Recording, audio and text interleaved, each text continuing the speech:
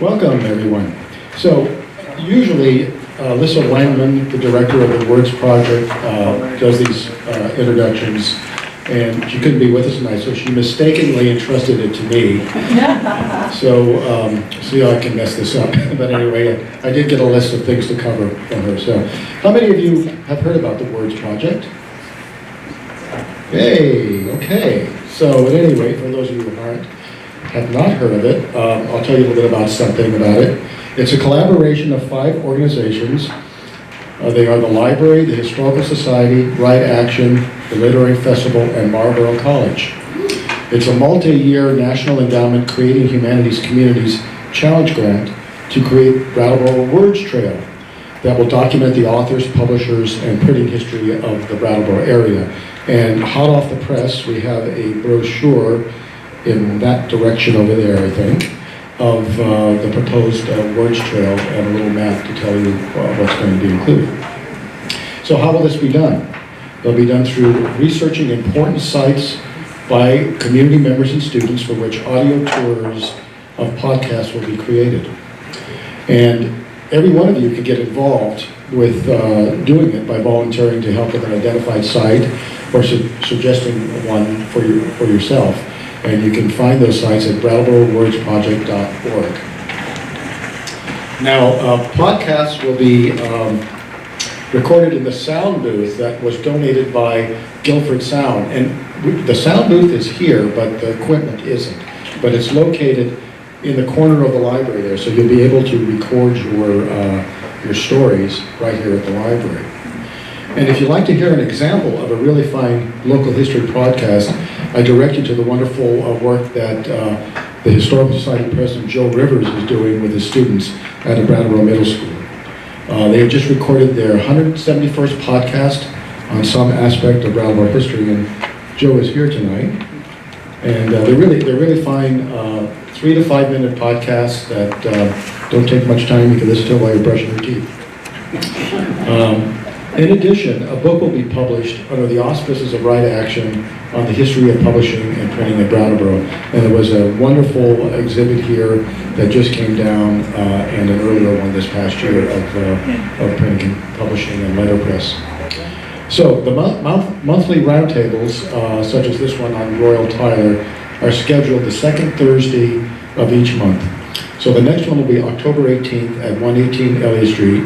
And we'll be exploring the richness of archives and area special collections.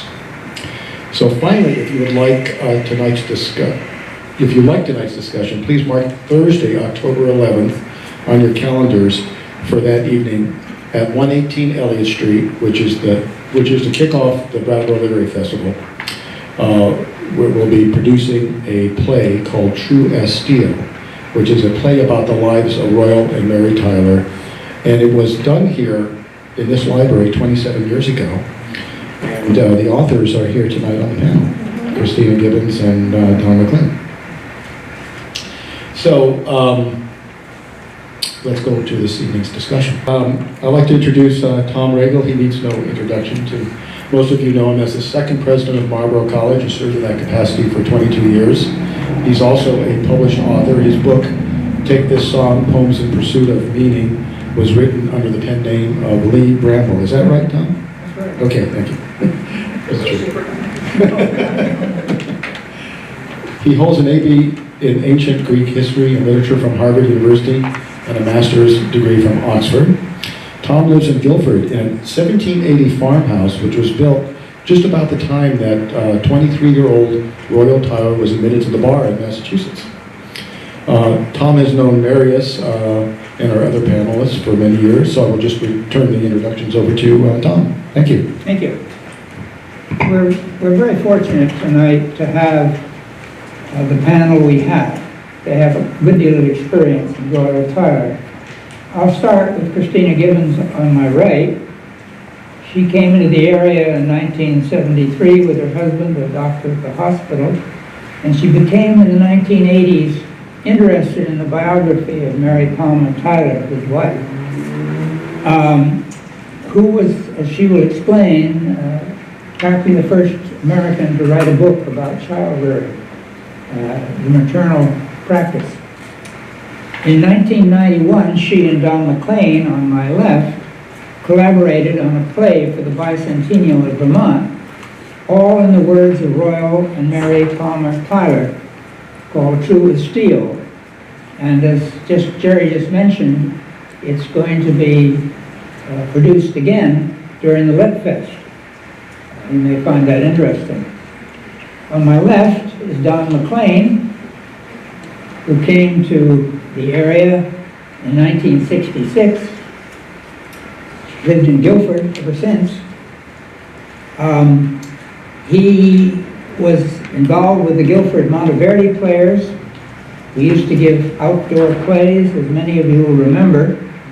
And one of the plays was the first, I believe, performed little-known Tyler play, The Island of Baratari. I think they even have a CD or something of a musical version of that. Still available if you are interested at all. Don also set 7 of Tyler's lyric poems as a choral cycle called Vermont Nocturnes, which was premiered by the Guilford Chamber Singer in 1981 and repeated in 1984. He also developed a Royall Tyler lecture reading, which he presented in the American Literature classes at Brattleboro Union High School and delivered to both local audience and other Vermont towns. I've already mentioned his collaboration with Christina on the play True as Steel. Then on my right is Marius Pelledo. I go way back with Marius because in the summer of 1957, he and I worked on the recreation department of the Brattleboro Retreat, the summer job. And I remember talking with him at that time and his saying, you know, Tom, I think if I can uncover 12 or so poems by Royall Tyler, I will have enough for an MA thesis at Georgetown. Well, he discovered over 140. I think it's 147 or something like that.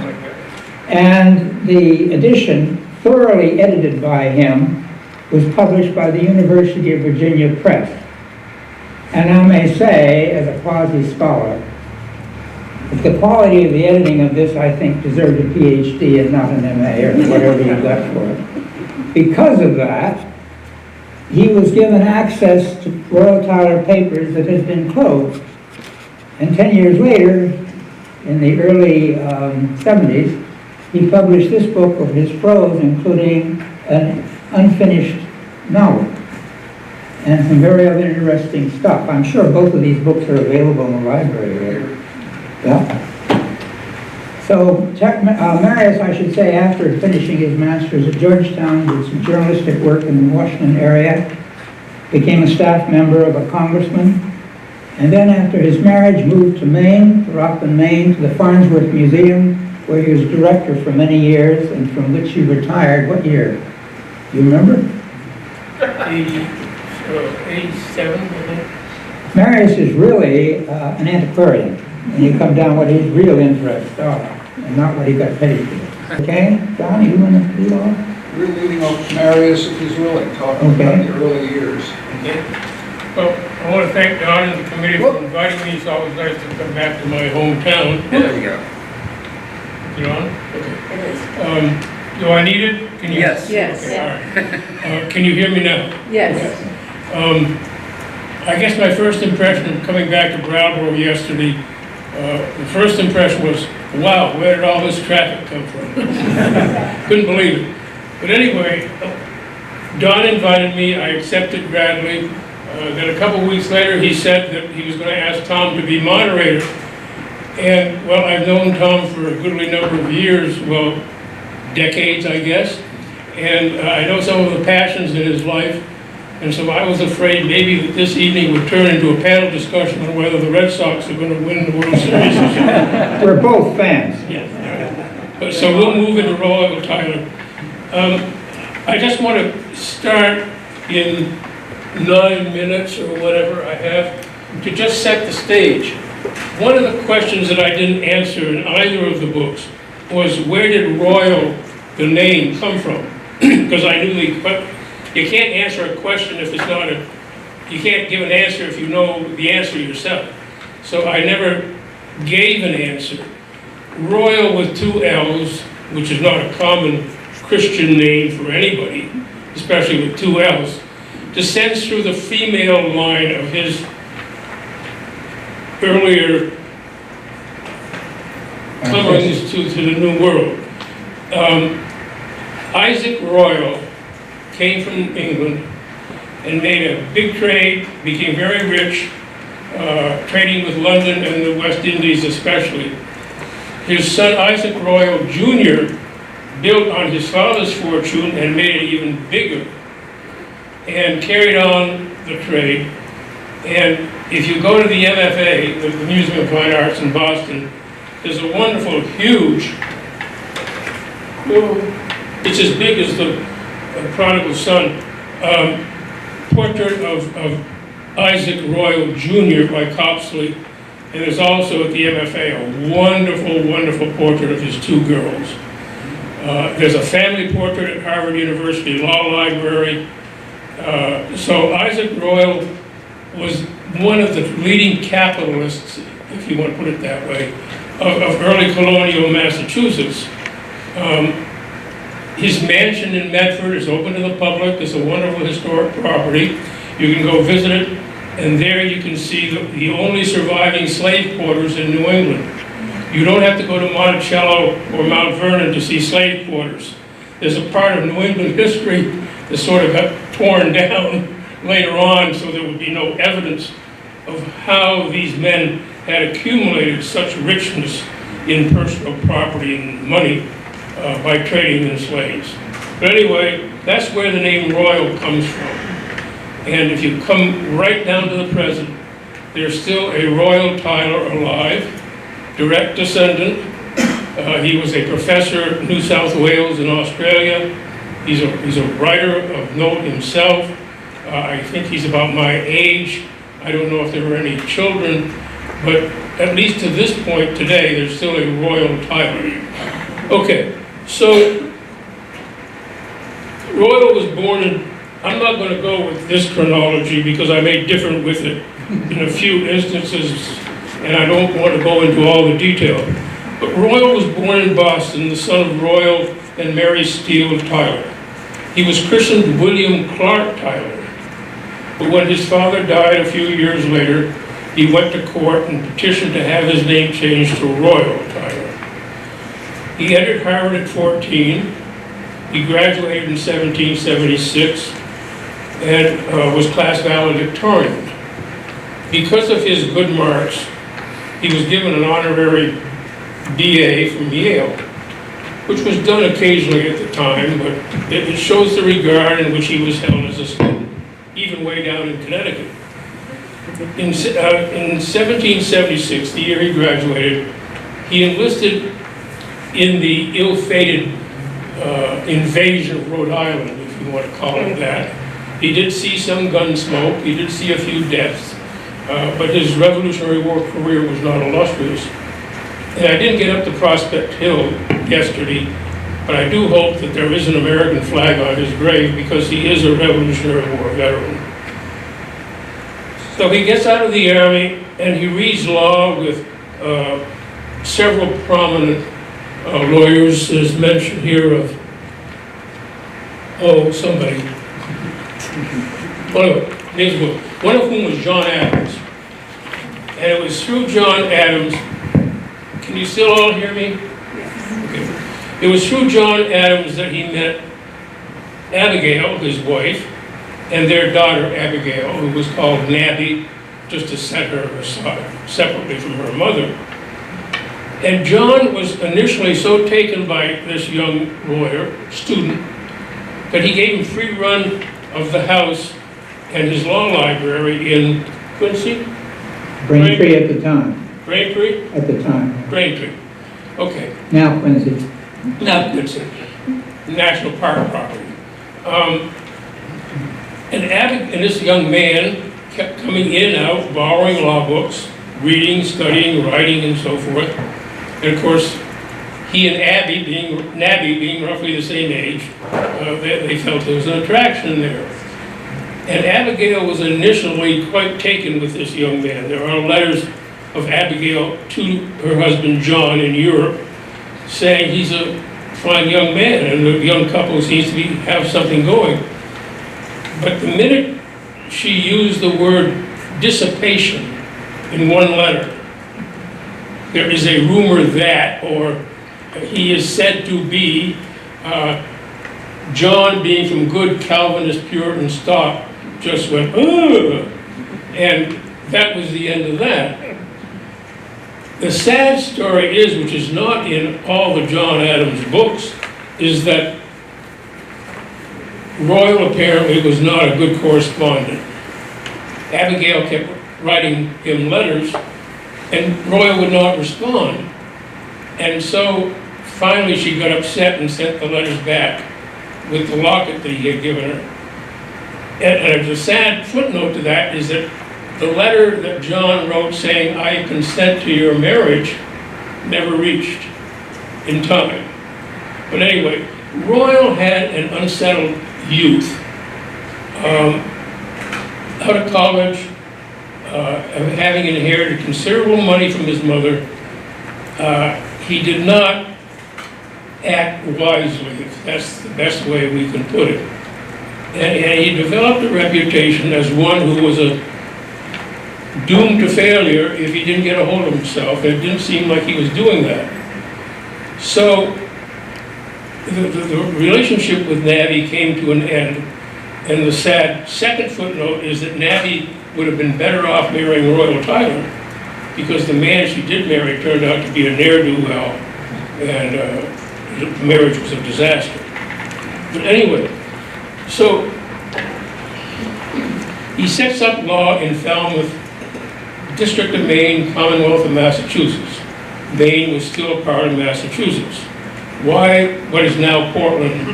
Well, it was a good harbor, and maritime trade was growing. There weren't many lawyers in town, and Royall said, good opportunity. And so he moved to what is now Portland, didn't do well, moved back to Braintree in Boston, and tried to practice law, but he was more interested in buying matched pairs of good-looking horses. And so in 1783, he was in Jamaica Plain, boarding with Joseph Palmer, who was a Revolutionary War veteran. And there he met Joseph's daughter, Mary. Royall was 27, she was 9. Now, mothers here, what would you think if a boarder moved into your house and said, that 9-year-old daughter of yours is the girl I'm going to marry someday? It's like serpent. It's like serpent. Yes. But he somehow saw in this 9-year-old girl something that attracted him. And so that was his first meeting with Mary, and he boarded with the Palmers for quite some time. After the Revolution, we started imposing taxes, well, the Commonwealth did, to help pay for this great indebtedness that the country had gotten into because of the war, and all the states, including the Commonwealth of Massachusetts. And so they started imposing taxes. And Daniel Shays was a farmer in the central part of Massachusetts around Northampton, Springfield, who objected to paying taxes. Maybe all New England farmers object to paying taxes. But he and some other disaffected farmers started to revolt against the Commonwealth. And so General Benjamin Lincoln sent Tyler with the rank of major out to Northampton to apprehend Daniel Shays. Well, Shays wasn't dumb. He wasn't going to stay there. He went west to the Berkshires, and with Tyler hot on his heels, he went north up into southwestern Vermont. And in Bennington, or the Bennington area, he met Ethan Allen, Thomas Chittenden, Isaac Tickner, and all the other leading figures of the early Republic of Vermont. And Tyler tried to enlist, well, there are documents. There's a document in the exhibit case, which written to, what is it, Jerry, to Governor Chittenden, right? Yeah. Asking for help to apprehend these fugitives. And Shays still wasn't dumb. He fled across the border to New York. So it was an aborted mission, but Benjamin Lincoln, as a follow-up, sent Royall to New York, 1887. Yes. All yours, Don. And as a kind of it's not a disclaimer, but almost everything I know about Royall Tyler comes from Marius. So I've given him permission to interrupt me and correct me if that needs doing. Royall Tyler was a quick study. He could absorb the technique of various literary forms on brief contact and then replicate their craft in his own works as he did in a range of poetic forms that he mastered, and also in the satire skills he picked up, the 18th century satire. But his quick possession of none of these skills is as remarkable as that which allowed him to assume truly overnight his status as one of America's first major playwrights. In his thinly disguised autobiographical work, The Bay Boy, which gives us wonderful insight into the life in the town of his youth, we're reminded that theater was banned in Boston. As Tyler's narrator says, "Now there were no entertainments, public or private, which were received with such abhorrence by the Puritans as stage plays, and indeed with reason. The players during the licentious reign of Charles II were the peculiar protégés of his libidinous court. The plays then enacted cannot now be read in any decent family." This attitude of the narrator, we should guess, does not represent Tyler's own views. The rest of this chapter goes on to describe a clandestine performance of a play which takes place in a sort of theater speakeasy, a shop where all the doors and windows are sealed to prevent any light from escaping. The narrator gains admittance by scratching on the door. Tyler goes on to a discussion of plays as written literature, which, despite the ban on performance, could of course be read in book form. And Tyler no doubt had a sense of theater from the page, but he grew up, graduated college, and as he approached the age of 30, he had no knowledge of actual staged plays, and certainly not of the rollicking comedy of manners so popular in England. In a famous event of his career, which Marius just referred to, he was sent by Benjamin Lincoln as part of the Shays Rebellion mission down to New York City to meet with Governor DeWitt Clinton, New York being sort of the capital at that point. And New York City was a revelation to Tyler, especially the active theater scene. No fewer than a half dozen plays were running that month, and Tyler attended several, notably Sheridan's The School for Scandal, one of the finest examples of the comedy of manners genre that dominated the English theater, going back to the Restoration era, so castigated by the narrator in The Bay Boy. Tyler was captivated by the wit and wordplay and the characters with such descriptive names as Charles Surface, Lady Sneerwell, and Sir Benjamin Backbite. He so absorbed the craft and technique of Sheridan's play that, by some reports, back in his hotel room, there's a little myth probably here, but within 3 weeks' time, he had written his own comedy, The Contrast. Tyler had arrived in New York on March 12th. His play premiered on April 16th, produced by comedian and theatrical manager Thomas Wignell by the American Company at the John Street Theater, the first comedy by an American author to be staged professionally. While Tyler's play is a skillful pastiche of Sheridan's style, it is distinguished by having an American setting and theme, literally the contrast between the prevailing English manners in society and homespun American ones. As in Sheridan's play, some of the parts carry character names such as Colonel Manley. In The Contrast, Tyler introduces a character named Jonathan, the Yankee, whose homespun native wisdom contrasts with that of the artifice of the more sophisticated characters. Tyler is often credited with the invention of the stage Yankee character, and while this may be challenged, stock Yankee characters named Jonathan do crop up in many 19th century plays. And Tyler adopts Sheridan's use of malapropism, with, for example, the character Jonathan mistaking the word gallantry for girl-antry. The play was a major success, being repeated 5 times in New York and then playing in Baltimore, Philadelphia, Charleston, South Carolina, and in Boston. It was repeated as part of the inaugural ceremonies in New York in 1789, and George Washington heads the list of subscribers for the publication of the play in book form. Propelled by his new playwriting skill and the success of The Contrast, Tyler dashed off a comic opera, May Day in Town, or New York in an Uproar. And this would have been in the ballad opera style popular in England during the century, not grand opera, but a play with interspersed songs, the lyrics of which would have been written by the playwright, but set to popular tunes of the day. The Beggar's Opera is the model for that. Although the text of the spoken dialogue is lost, in the 1970s, a copy of the song lyrics turned up at Harvard. At least one more Tyler play, also lost, is known from this period, The Georgia Speck, or Land in the Moon, which ridiculed land speculation craze of that period. This play was produced in Boston and New York. And Tyler's older brother, John Steele Tyler, was a theater manager in Boston and may have produced 1 or even 2 more plays of Tyler, including The Farmhouse, or The Female Duelists, and possibly an adaptation of the Molière play, The Doctor in Spite of Himself.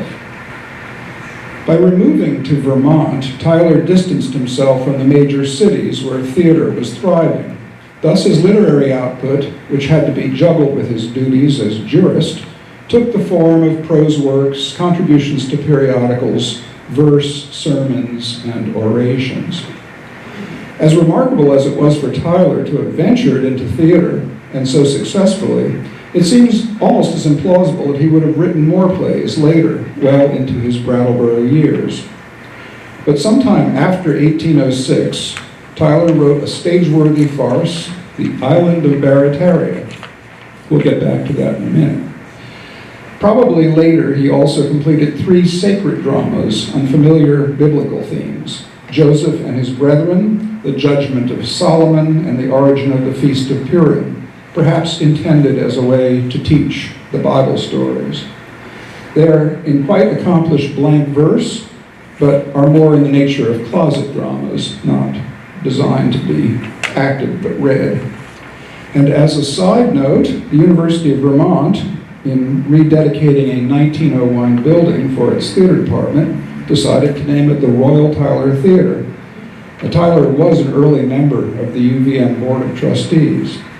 As part of the dedication in the 1970s, the UVM Theater Department performed one of Tyler's sacred dramas, which I believe was Joseph and His Brethren. We have a program book in the exhibit, a booklet about that dedication. In 1976, the Guilford Historical Society, wanting to do something for the American Bicentennial, put on a production of The Contrast at the Guilford Central School, directed by George Lewis, and featuring a cast of Guilford people. And wonderful and elaborate, historically accurate costumes by Pam Moore. Even apparently the undergarments were authentic. And some of those are on display at the Guilford Historical Society's little museum in Guilford Center. The same summer, the Monteverdi Players, which had been established the previous summer, with director John Carroll, was also looking for an American play from the past, and obviously couldn't do The Contrast because the Historical Society was, so I came up with the suggestion of doing Tyler's Island of Barataria. And we thought that it was probably the premiere. I contacted Marius and said, what do you think? And he said, I think it probably is. And so we advertised it that way and haven't been challenged yet. And as usual with this theater group, the play was performed as an outdoor pageant at Packer Corners Farm, with the audience moving from place to place as the scenes changed, which was done for several of those plays. There was incidental music by Guilford composer Zeke Hecker, the usual imaginative sets and costumes, and even belly dancers. And there's a photo in our exhibit from this production in which I played the role of the officious Don Formal. 2 decades later, Zeke Hecker, who had been contemplating the project since that premiere, wrote a musical comedy, Barataria, building upon some of the music he had written for the play earlier, and adding songs, choruses, dance music, and full orchestration. The musical was performed by Friends of Music Guilford on the stage of the River Valley Performing Arts Center in Putney in 1999, and I was the producer. So I've had a close relationship with this play, which has a Moliere-esque quality. The plot is based upon an incident in Cervantes' Don Quixote, where Sancho Panza goes off on his own, landing on the island of Barataria, where he is hailed as the new governor who they've been expecting. Among his immediate duties are presiding over a series of goofy court cases, each of which he dispatches with comic folk wisdom. And this, of course, gave Tyler the perfect vehicle for a send-up of his profession as the Chief Justice of the Vermont Supreme Court. And I wanted to interrupt our proceedings by saying that we are presenting Marius with a copy of the compact disc, something that you do not have in your Royall Tyler collection. And this is available to everybody else tonight? It's not available tonight unless you can find the composer, who, if he were here, we would have told him to bring his box over. Zeke Hecker has, according to him, 50 of these, so you should get in touch with him. This is not the full play, it's the music from the play, but it's kind of cool stuff. And that is my segue into the next section. I believe we're on to Marius talking again, I hope. Can I give a little PS? Yes, I was hoping for that. The copy of the contract that George Washington in those days, in those days, publishers liked to get subscribers ahead of time, to make sure they could cover their costs. And the contract was put up for subscription, and George Washington did offer to buy a copy, commit himself to buy a copy, and that copy with George Washington on the title page in his handwriting is at the Wilbur Collection at UVM. And so there's a link there with the father of our country. I asked Tom this noon, since he read works by both Frenchmen and Spaniards like Cervantes, I asked Tom, in Harvard at the time that he was there, well, we know he learned Latin and Greek, but would he have learned French and Spanish? And Tom thought maybe French, but he didn't think Spanish. So he must have read Don Quixote in a translation. But the man had a mind like a sponge. I mean, I have a whole list here, which I'm not going to read, of half a page of authors that he read. I mean, you can think of the obvious ones like the Bible and Milton and Goldsmith and Virgil and Horace and Butler and Johnson, but all the way down to John Fenimore Cooper. He would read. I mean, Tom was telling me how many books he has in his library. That's one of the sad things, is that Royall Tyler's library has not survived. And we can get into that later. But the man would read endlessly, I think. What's next, Tom? What's next? Marius, yeah. Oh, okay. What am I talking? And this is moving on to the bachelor period, as I called it. Wit journalist. Wit and journalist. Joseph Denman, like that. Okay, so he arrives and he keeps putting off Mary. Here's Mary sitting in Framingham with this little baby, and of course the state of the roads in the summertime was never good because of mud. You never knew when roads were going to turn muddy, and he kept writing and saying, well, the snow's all melted this fall. I don't think I can get to you now. Oh, I'm sorry, it looks like we're going to have an early spring. I don't think we can have sleighing this spring. And so here's poor Mary sitting in Framingham, with people asking her logically, where's your husband? Or who is the husband of this baby? But finally in 1796, well, let's backtrack. In 1790, he goes to Windsor and moseys around the court system, talks to some lawyers, and he sees here some potential in Vermont, in the state, to be, and decides that maybe he's got to finally put his past behind him and grab things by the horn, if I'm mixing some metaphors.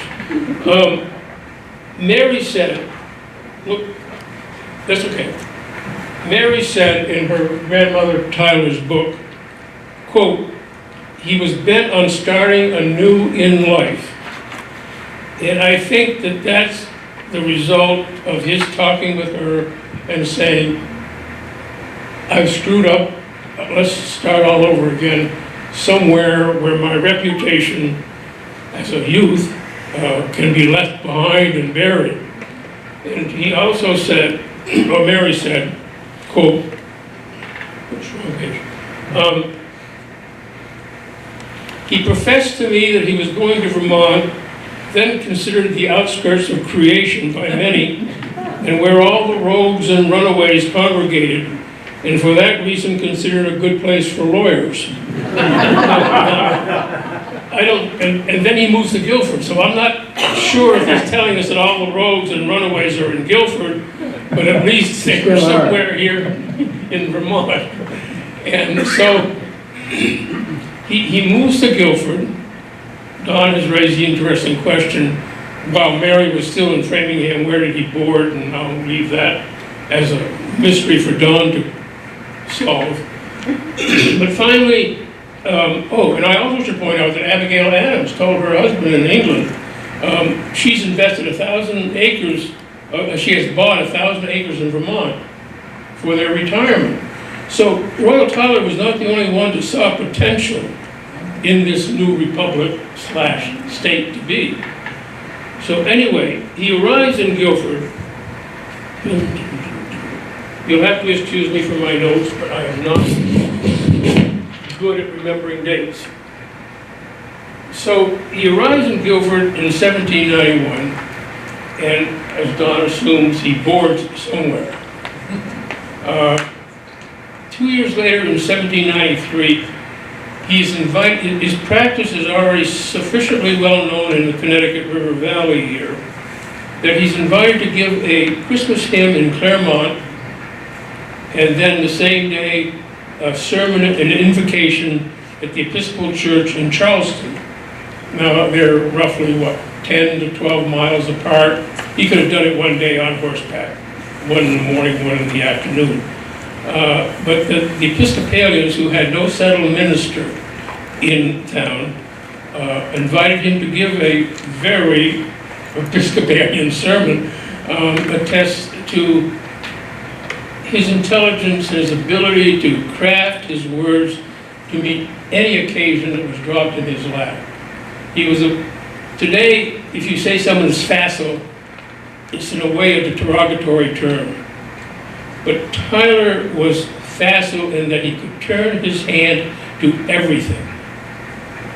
The staid, proper justice of the Supreme Court, the lawyer pleading in the courtroom, cut him in half, and over here is this impish, funny, witty, satiric man who had no relation to the other half of his personality. He could separate the two, and he insisted on separating the two, because no proper judge should be writing satire or naughty little poems about politics and presidents and senators and so forth. And so he had this wonderful ability to adapt himself to whatever was the occasion. Okay, as you all know, Guilford was the largest population center in Vermont at the time, roughly 2,500 people. After the marriage in May of '74, Mary stayed in Framingham until '76. The year before, he had met going up and down the river to court.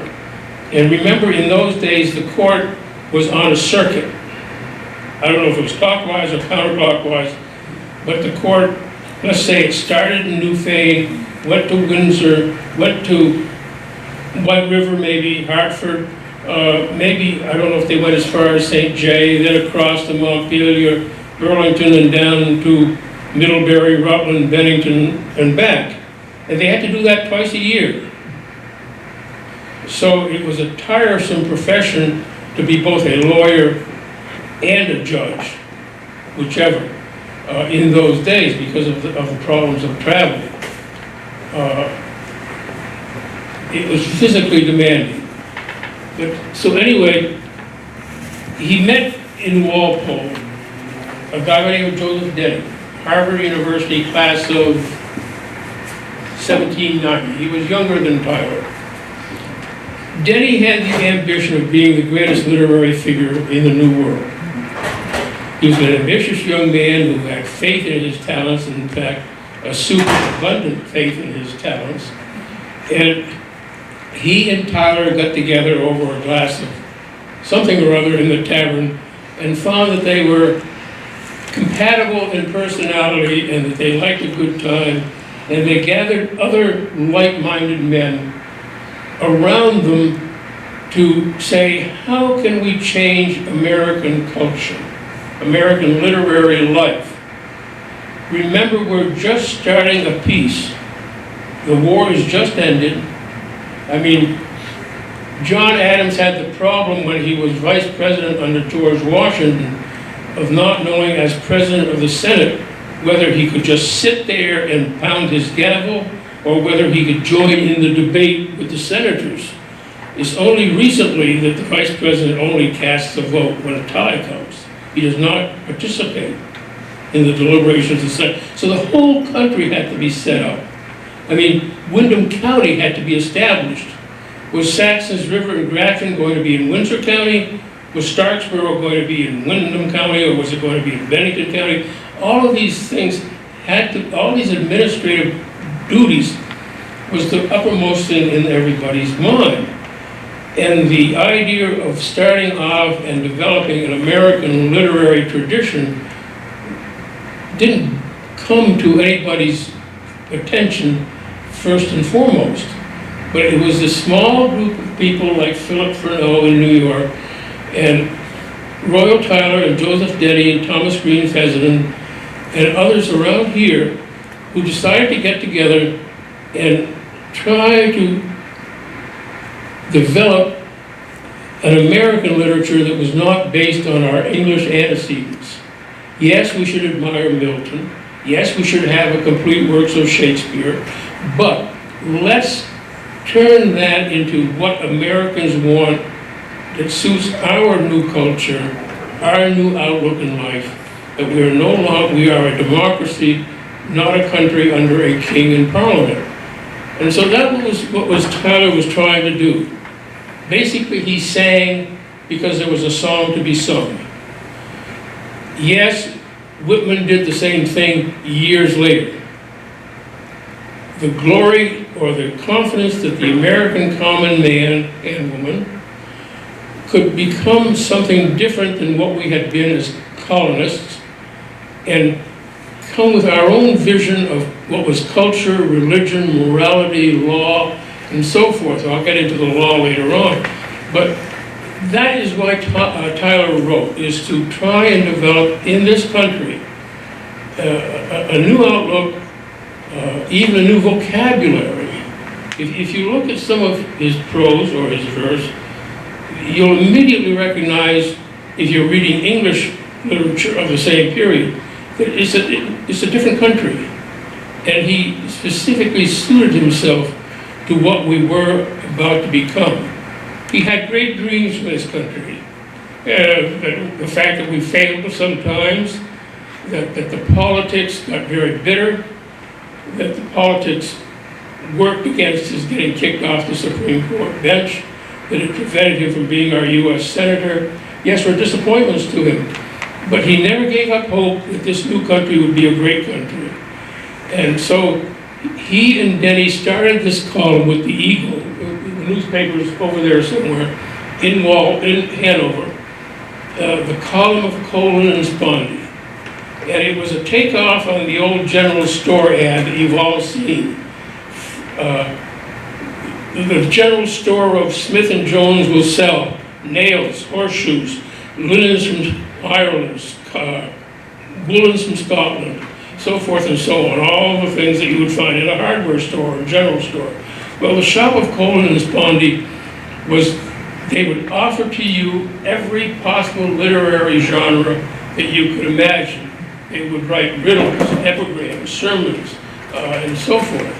I think Don has reprinted in the handout one of those mastheads. Have you? There's a little snippet out of that advertisement where they talked about selling you a verse by the line or the paragraph or whatever. It's very clever. It's wonderful stuff. Now somebody said, well, we know what a colon is. What's a spondy?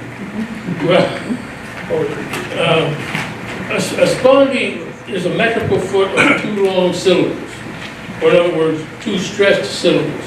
If you go home tonight and pull your Shakespeare off the shelf and you look at the first line in Troilus and Cressida, there are 2 spondies in there. Or if you like the English poet Gerard Manley Hopkins, he was a very spondaic poet. In other words, it's meter. And so by titling the column colon and spondy, you immediately know that Denny is going to take care of the colons and semicolons and so forth, and Tyler is going to take care of the spondies, the poetry. And we know that because several people commented on it. Let's see, where am I here? How am I doing on time? We're running over it. All right, let's stop. Okay. Well, actually, you're supposed to get on to the Algerine Okay, captive yeah. at some point here. All right. Let me just finish by doing the Farmers Weekly Museum.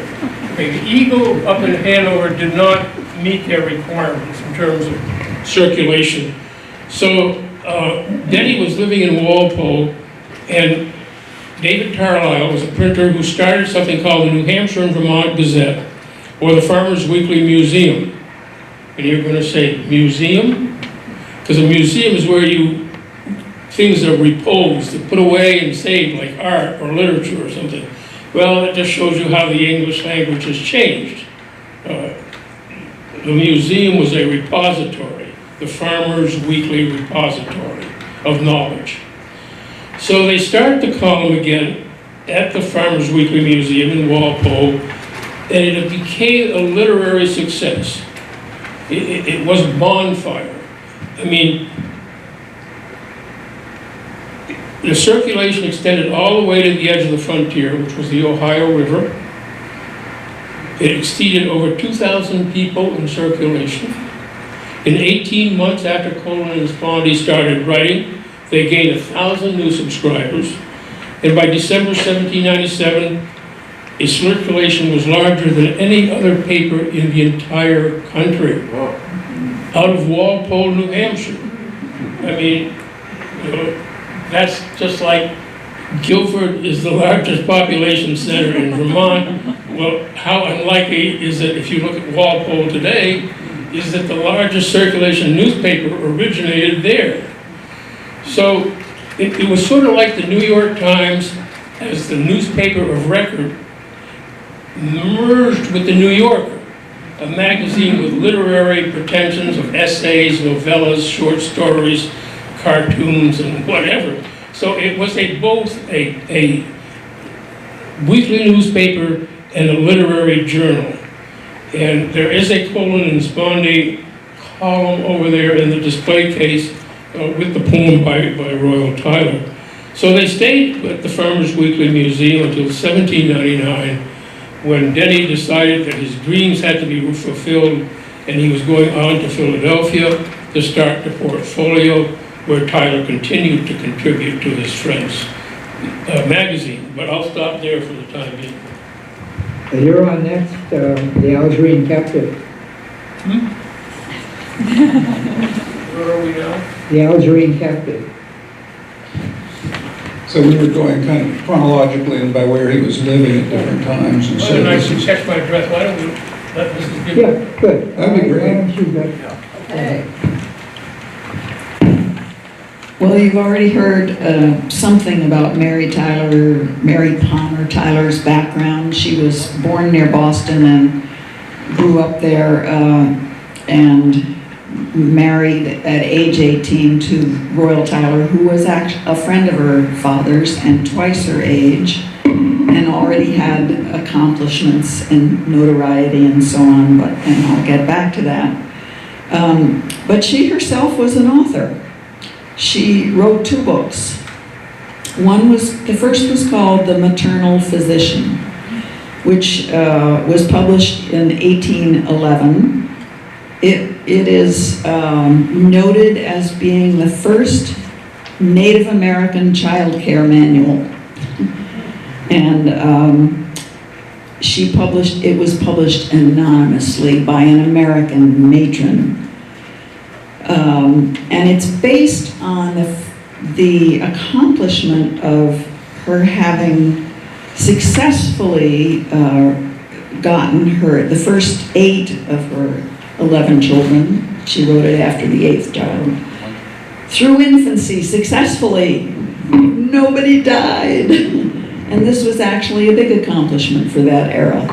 And her major campaign was the mother should breastfeed the child. And that way you had intimate contact, you saw how the child was doing all the time, and you developed a bond. And it was part of a general shift in attitudes toward child rearing, toward a more domestic and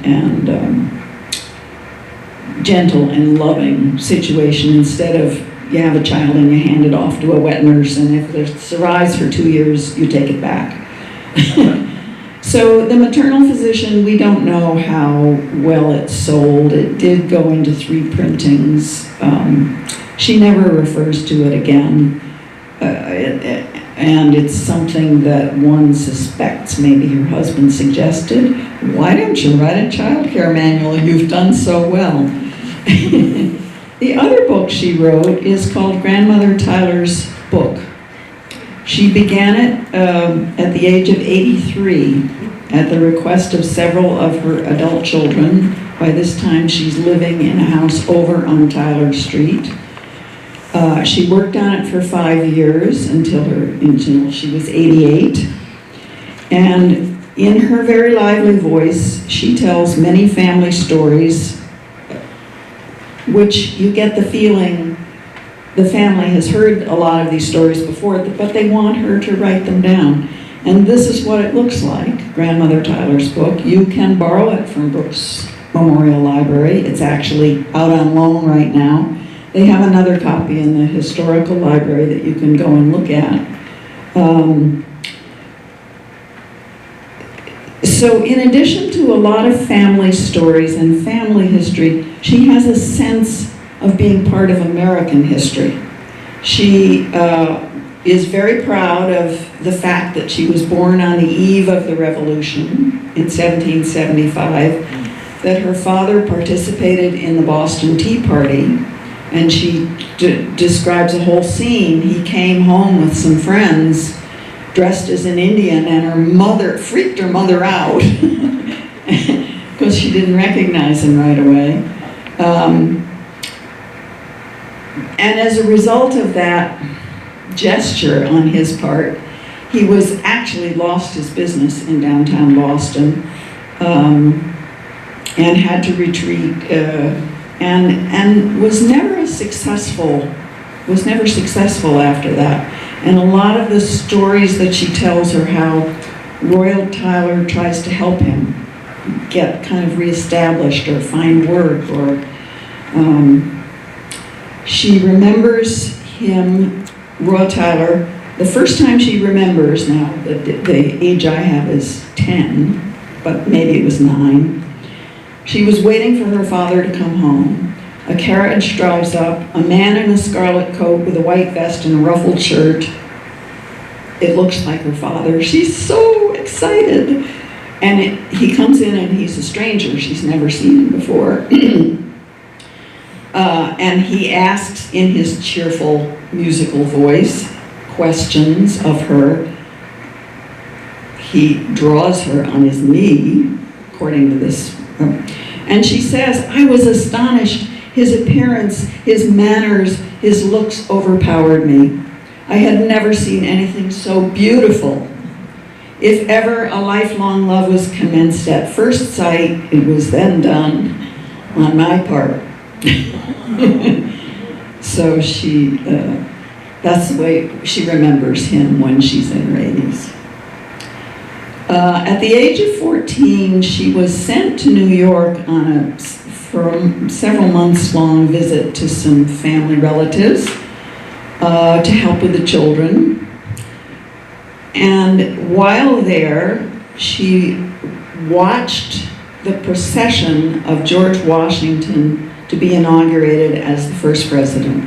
And she remembers seeing that. She remembers it was raining. She remembers he was walking down the street, no hat, an umbrella, somebody holding an umbrella, wearing a very plain brown clothes that had been made in America, nothing fancy, none of your English finery or status. And of course, this resistance to English fanciness is the whole theme of the contrast. And this was very much on people's minds. At the same time she was there, the contrast was being performed in New York. And she writes about what she remembers about that. "The ladies frequented the theaters constantly, and your father's play, The Contrast, was acted every night for some weeks, so that I heard Mrs. Jerry and the other ladies constantly talking about it and telling of its wonderful success. It certainly tells well for the improvement in manners. I know no ladies in these days who would relate and laugh over those broad, vulgar jokes."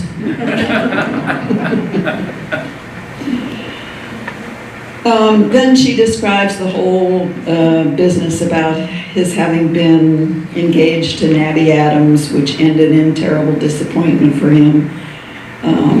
His parents feeling that he was leading too gay a life, not attending enough to business, at least to suit John Adams. And she says that put him into a depression for several years. But he reappeared several years later in their house. They hadn't heard from him for several years.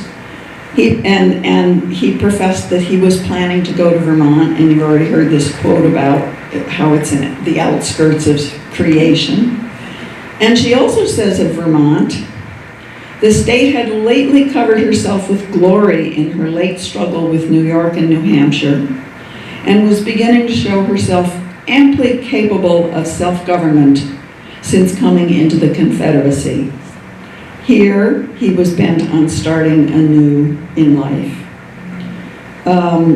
He stayed in touch through these efforts to help her father, and within a few years he came back and proposed to her,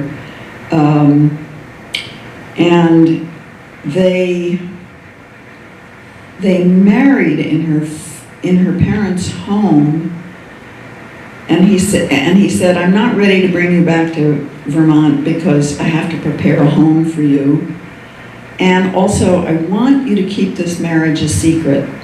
And she's assuming there's a whole thing that he doesn't want his mother to hear about it because his mother is not going to approve of this match.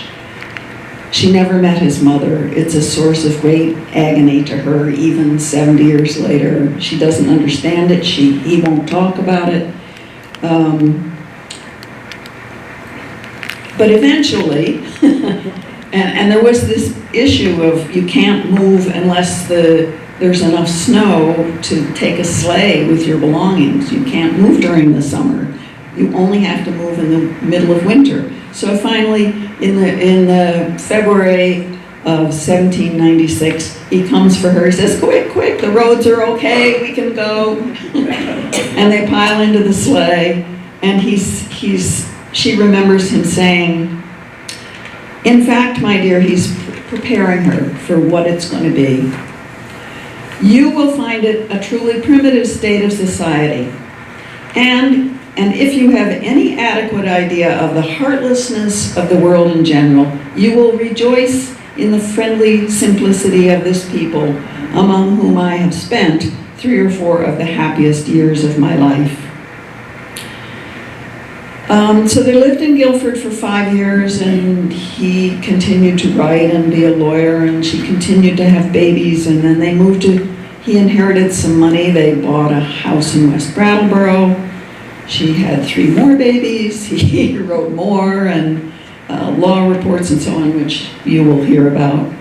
And at this point in Grandmother Tyler's book, her account gets briefer and more, and she's old, she's 88. And I think also the stories that she's telling are things that her children remember themselves. It's not way past, when they were little. So she doesn't need to go into great detail with all of that. The book itself was not published for 60 years after her death. And it was passed on through descendants, and finally several of them thought that the stories would have interest beyond her immediate family, which in fact they do. So I commend this book to you for its warm, fresh, conversational voice and the account of some historic moments in very early American history, and especially descriptions of what it was like in Vermont during that era. Thank you, Christine. I would like to point out that we're running quite late. It's just after 8. We want to have some time for questions, so I'm hoping that we can finish up the rest of this within the next 10 minutes or so. I too recommend you read Grandmother Tyler's book. There's a wonderful section of Royall, as Mrs. Gibbons just said, of Royall coming with the horses and the sleigh, and they're crossing the Connecticut River at the site of the old Fort Dummer, of course, on the ice in the middle of wintertime. Okay, so we have Tyler up to the Farmers Weekly Museum in Walpole. Denny has left to go to Philadelphia. Tyler has written a book called The Untitled Chapter, in which the first part is an autobiographical recapitulation of his life in Boston and its suburbs when he was a youth, and then he goes on board ship and gets captured by the Barbary pirates, and it's a tale of daring do and slavery and his discovering of a strange new world over there in the Mediterranean. It is considered among the earliest of American novels, and I think the first to be reprinted in England. Because the English saw it as something not that would have come out of England, but is a new thing coming out of America. But while he was with the Farmers Weekly Museum in Walpole, with Denny and Thomas Green Fessenden, who was from Brattleboro, and others, they were known as the Literary Club of Walpole, if they were sitting in the tavern in Walpole, or if they were sitting in the tavern in Guilford, they became known as the Guilford Wits or the Guilford School. And it's interesting that now Tom writes poetry and Don does thing, and this maybe the Guilford School continues. Right.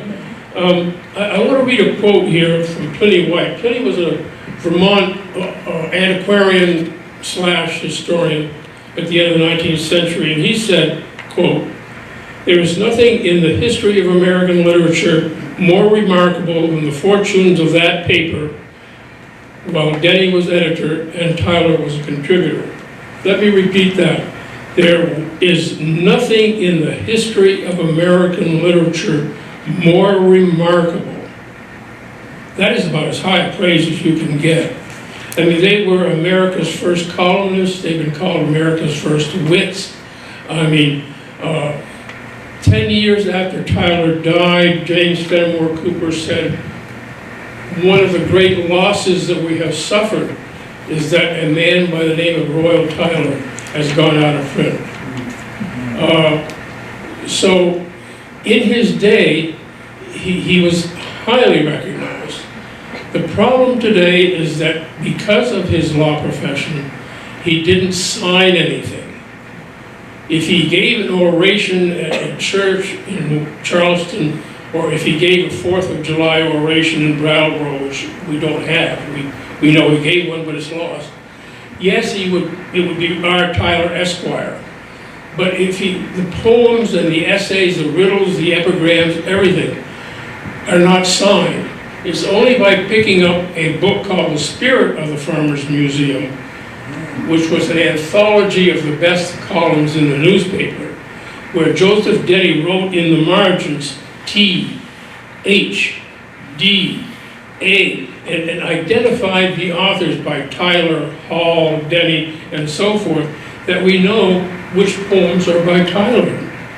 Everything is anonymous. It was only at the end of his life when he started writing for a couple of newspapers here in Brattleboro that he started admitting that he was doing some writing for the public press. So I'll move on very quickly. The other problem with Tyler is that he's very topical. If he satirizes General William Heath, you're going to look at me and say, who? If he praises General William Morris and Colonel Enos, you're going to say, who? And that's one of the big problems, is a lot of his verse is topical, addressing people that he knew, people that you would know, that you would recognize that he was satirizing this bumbling General Heath. And so, unless you heavily footnote his poems, which I tried not to over-footnote, you lose a lot of the bite of his satire. You miss the allusions to Monroe and the embargo, which really hurt the state of Vermont in 1807. So that's one of the problems, is that he's very topical, he's very to the day. It's like the editorial in the Reformer. It addresses an issue that is before us now, and we want the paper's opinion. And 10 years from now, who's going to go back and read the Reformer and that editorial? So that is one of the problems with appreciating Tyler. I hope that my footnotes will help you if you decide to delve into it.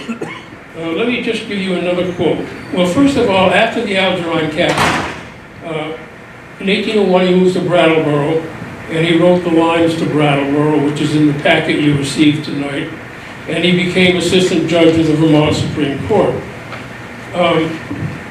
I'm not going to get into the law career right now, in case we can pass it if we want to. The Federal Galaxy starts up in Brattleboro. It doesn't last too long, but he does contribute some pieces to it.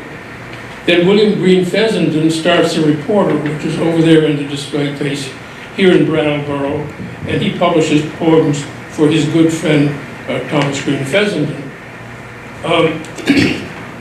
In 1806, he started writing for a friend in Boston who started up a periodical, and this is how the publisher remembered him. He wrote rapidly and could vary his style from grave to gay, from lively to severe, as easily as he could draw on his glove. Most of the articles from the shop of Messrs. Colon and Spaulding were written by him. The poetical pieces, I believe, all of his composition. These he generally threw off with a dash of a pen, seldom taking pains to revise them. They are noted for their inaccuracy of rhymes, a defect which he thought hardly worthy of his attention. But they are remarkable for sprightliness of thought and expression and an easy flow of language. Tyler could have been I'm not going to get into debate whether this is verse or poetry, you can decide that yourself. But Tyler could have been a much better poet if he had taken the time to apply his craft to what he was dashing off. But that's the problem. Denny is up there in Walpole, send me more, send me more, send me more. I've got to fill 6 inches of column next week. And so Tyler is dashing this off. He's not revising it. And I think if he had revised it, he would have recognized that he was losing the spontaneity, which was his biggest positive factor. So I think that's how we have to look at him, as he was writing for the time, he was writing for an audience, which we are not, today in the same position as they were at the time. Marius, could you perhaps wind it up quickly by talking about his rather sad last years? About his what? Sad last years. Well, We're skipping some in stuff. roughly around 18 to 1820, Mary's diary never directly gives us a date because, like Parkinson's or Alzheimer's, you never know when did it start. But this cancer of the face started to develop, and maybe they thought it was just a tumor or just a sun melanoma or something. But by 1818, it was beginning to affect him. He was register of probate from 1818 to 22, something like that.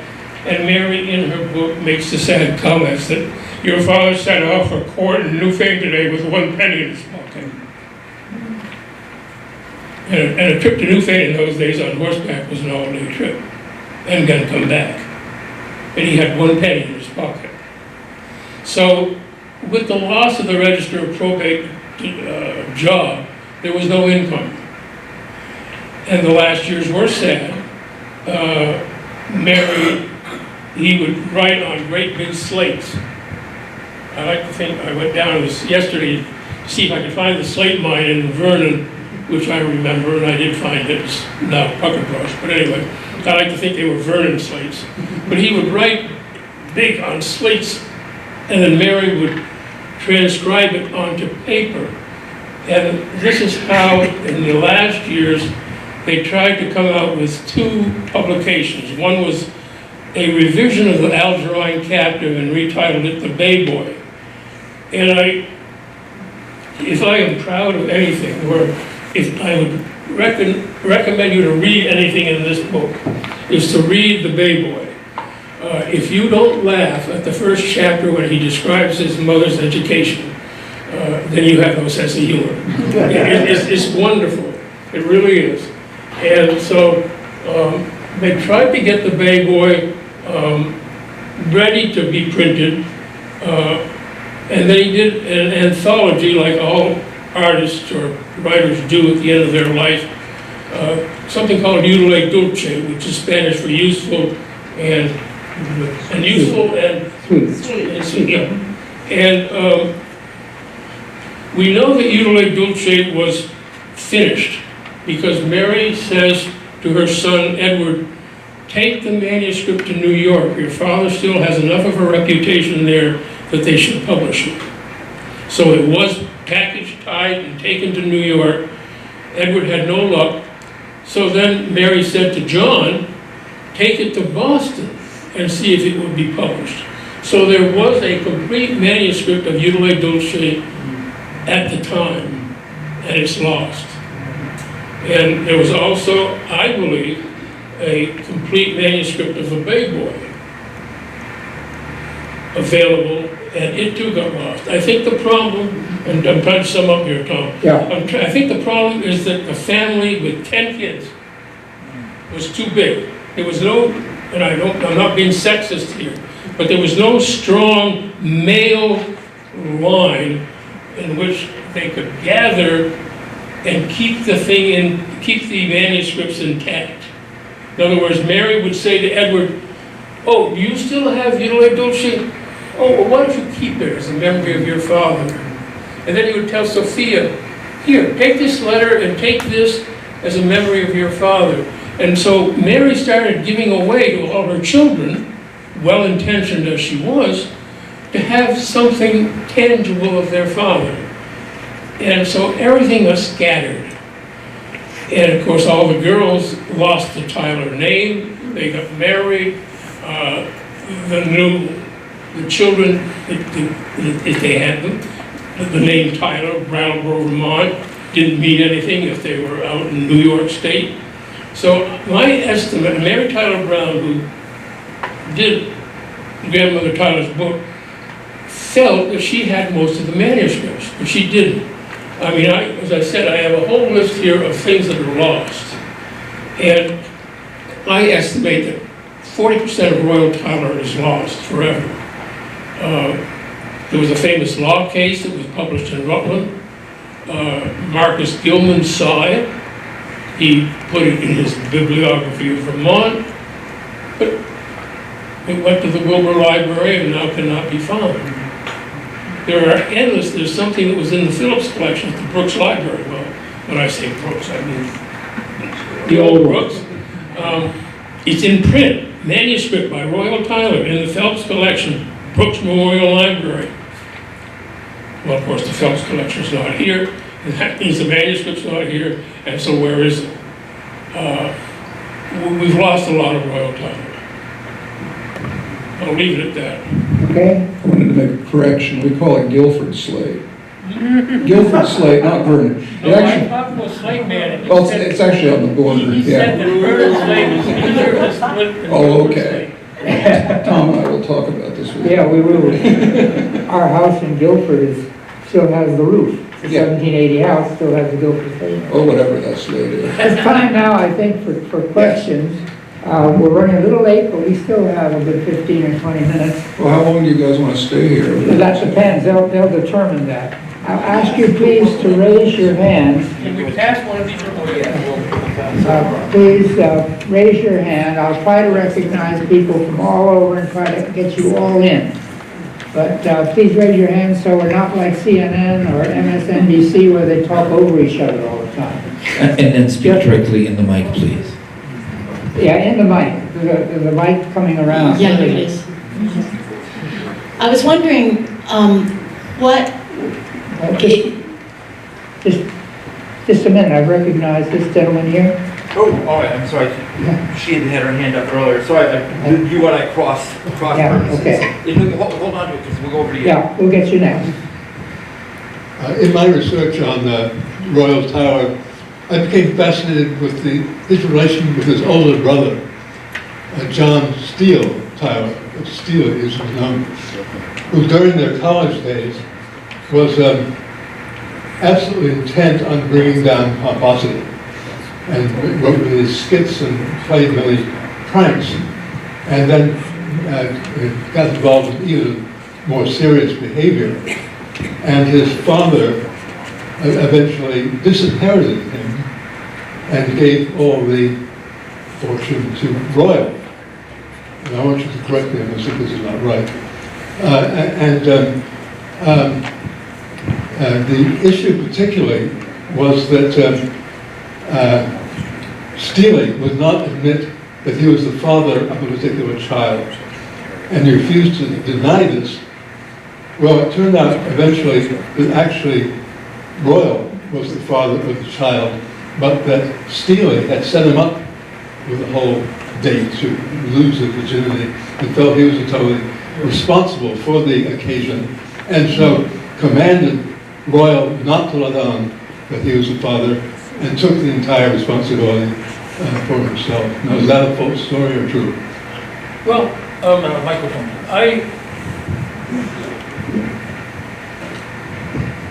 I started my remarks by saying that Royall did not have the perfect childhood. And I felt that this evening was more on Royall Tyler, the literary figure, and that all the ins and outs of gossip, that I spent 2 months at the Suffolk County Courthouse in Boston looking for a marriage certificate with Mary and Royall, and there not being one, I think is immaterial to tonight. It's not something you can footnote and say it's in print from this source, or it's repeated in this diary. So, as I say, it's just not what I thought tonight might be. There's a lady back There's a there. lady back there, yes. I was wondering if there was any connection recorded on Royall's behalf, on Royall's part, between him and Lucy Terry Prince. It was a law case. Yeah, she brought a case before the Vermont Supreme Court Yeah. looking for protection against the harassment of a local Guilford family. I mean, this black family lived in Guilford too, and I thought I read that she argued this case, she argued it, Lucy Terry Prince did, before Royall Tyler. Is that true, or what? You're giving me new information.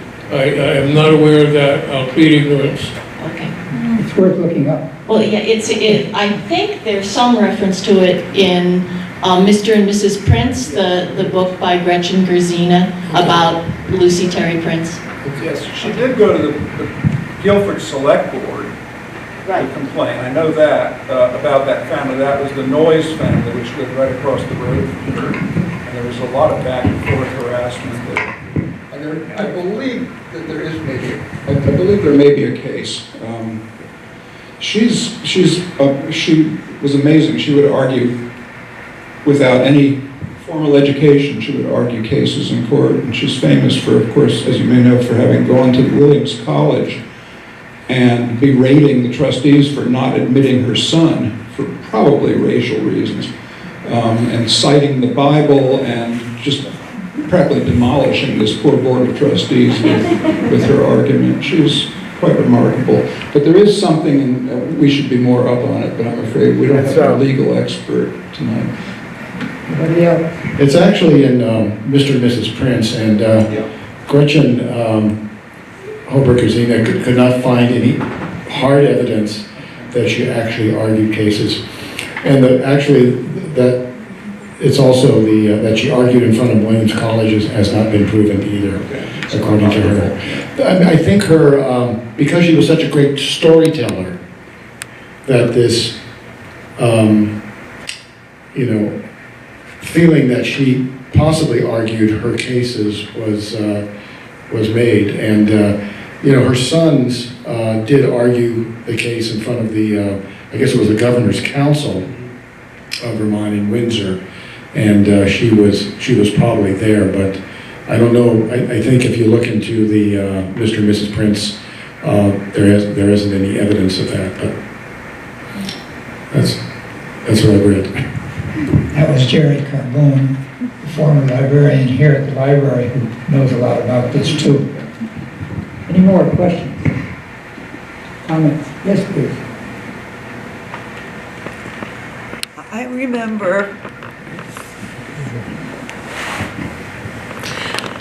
remember hearing about the contrast when I was in high school in the early 60s. So I was aware of it. And why the heck was I aware of it? Because I went to high school in Morristown, New Jersey. It's frequently, it's been anthologized a lot, because of course it's not in copyright, so when people put together collections of plays, they can just pick it up, and there are lots and lots of anthologies of American plays, of comic plays, and so forth. It is out there. Often and generally in the introduction to these volumes, it's referred to as the first American play, or the first American comedy, and so there's all of this slight misinformation about that, because it's the first American comedy to be professionally staged. Any more? I'd like to recognize that we have Jeffrey Brown here, who's one of my heroes, and who in fact has his own Royall Tyler monologue, which I'm sorry to say I haven't seen you do. We have to get you up on stage and do that. But thank you for being here. Well, I saw your and Christina's show in this room many years ago, which I very much enjoyed. Thank you. Jeffrey has 4 parts, 4 monologues. So my scripts tend to be before he came to Vermont. Yes. So I don't poach on their territory. I also believe, is Dave Sutherland here? Did I see him? Yes, there he is. I don't know if you want to be recognized. Dave is a descendant of Royall Tyler from the Sutherland family. And I haven't seen him for quite a while. Do you have anything you'd like to add? Well, just a second, sure. Thanks very much. I confess that our panel knows more about my ancestor than I do. And I made a point of coming to this one, as I did the presentation here in the library many years ago, watching the play in Guilford. I've missed the musicals, I'm sorry to say. Listening to some of what Marius has said, all the books are in my library. In fact, I'm trying to gather a copy for each of my sons and daughters, so that they have a set of everything.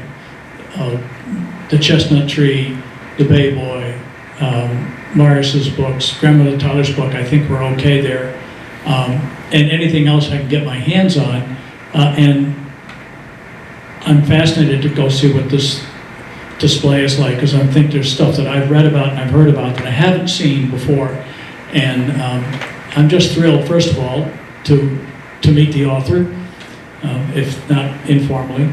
And second of all, to see, I really expected to see like 6 people here. And I am, one of the few, as the oldest of my generation, I think now, as a descendant, I'm just tickled pink to see so many people who have an interest in Royall Tyler and what he meant to the literary world, and he meant to Brattleboro. And of course, because I grew up here as well, I've had a tie to 9 Tyler Street, where the last of the Browns lived until the 1950s, when my great uncle, who was Helen Tyler Brown's brother, moved to where we lived on Country Hill. And now I can't identify the house because they've taken the porch off it and they've changed all the numbers. And I don't know where the hell it is, and I try to tell everybody, well, it's 9 Tyler, but I don't know what it is now. 43 Tyler. 43. 43. Right there. I will go stalk that. I have a very dear friend who lives just down the hill on Morningside. So, I remember when I was a teenager in school, I don't know what grade, but I used to sit out by the wells, stand by the Wells fountain, and the Brattleboro Reformer truck would come and drop off my newspapers, and I'd put them in my little white bag that said Brattleboro Reformer, and I'd go down Walnut Street and up around and so forth, and I would deliver a paper to the house up on the corner of the Common, and of course Tyler meant nothing to me at the time, but it's interesting that way back then I had a little tie to Royall Tyler.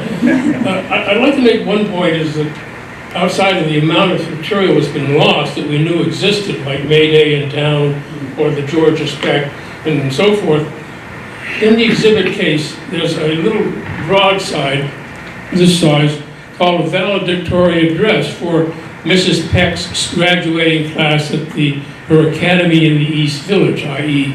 here in Brattleboro. And in it, Royall wrote it for his son to give as an address for the graduation of these young kids. And he gives to every girl a flower. You are a rose. You are a daffodil. You are a beautiful lilac, and so forth. Now, I counted up 27 girls. Certainly, the parents would have wanted a copy. So how many copies were printed? Well, let's be generous and say 50 to 75 copies. If all the aunts and uncles wanted a copy, maybe 100. That copy over there, I can't remember now because it's too many years ago, but it was either between Bellows Falls and Saxon's River, or Saxon's River and Grafton. There used to be a bookstore. And this guy had things all nicely filed. Railroads, town reports, so forth and so on. And one said broadsides, miscellaneous. And I pulled out this brittle piece of paper and I saw Brattleboro East Village. And I took it to him and I said, how much? Oh, give me a couple of bucks. It's going to fall apart in your hands before you get it home. And it was very brittle. But that's the only known copy. I mean, it shows how fugitive these orations, graduation poems, sermons, whatever, how often they just disappear. Yes, please.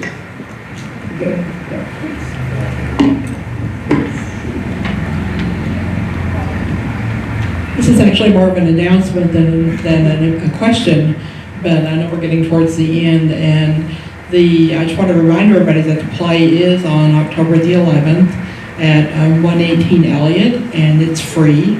It'll be at 7:30, and it'll be starring Richard Epstein, who many of you probably know, and Jenny Holland, so as Royall and Mary Tyler. I think we should break at this point and let people have time to look at the exhibits and so forth. I'd like to thank the panelists very much. It's been an informative evening.